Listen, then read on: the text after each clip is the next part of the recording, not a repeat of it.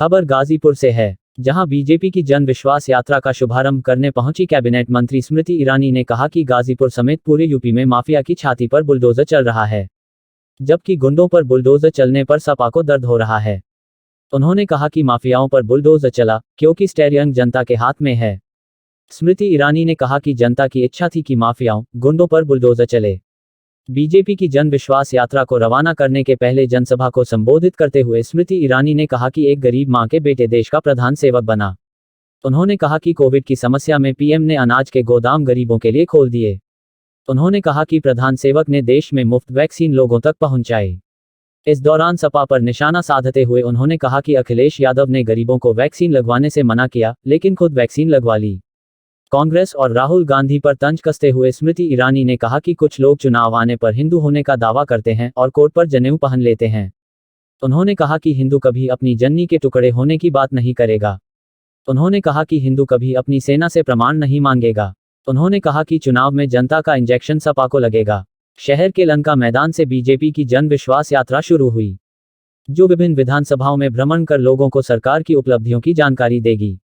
गाजीपुर उत्तर प्रदेश से महताब आलम की रिपोर्ट। देखते रहिए आपका अपना चैनल आंचलिक खबरें, अपनों की खबर आप तक। इसीलिए कुछ लोग चुनाव आते ही हिंदू धर्म को एक नए रूप में देख रहे हैं। और साइकिल के साथ हाथ था तो लक्षण तो दोनों के एक जैसे होंगे। हमसे ब्रिजेश पाठक जी ने कहा, दीदी कल आपके संसदीय क्षेत्र अमेठी आए थे। हमने कहा भैया पहले 5 साल में एक बार दर्शन होता था, अब 2.5 साल में 2.5 घंटा दर्शन दिए हैं और आकर मंच से बोल रहे हैं, कटाक्ष कर रहे हैं कि मोदी जी ने गंगा का स्नान किया। अरे जो हिंदू होने का मात्र चुनाव में दावा करते हैं उनसे कहना चाहती हूं, गंगा स्नान हर हिंदू का अभिमान है।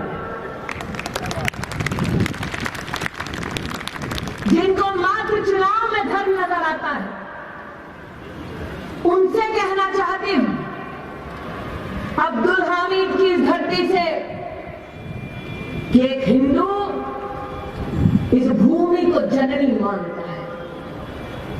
जिन लोगों ने भारत के टुकड़े होने का नारा दिया और आज सनातन धर्म की जो बात करते हैं उनसे कहना चाहती हूं कि हिंदू कभी अपनी जननी के टुकड़े होने की बात नहीं कहेगा।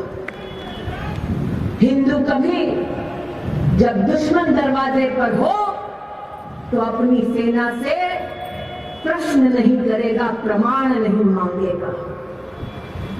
हिंदू वो नहीं जो मात्र चुनाव आते ही कोर्ट के ऊपर जनेऊ पहने। हिंदू वो है जो गरीब के घर में उज्ज्वला का आशीर्वाद दे, वो है जो सड़क का निर्माण करवाए तो उस पर हर धर्म, हर पंथ, हर जाति के लोग एक संग मिलकर चले, वो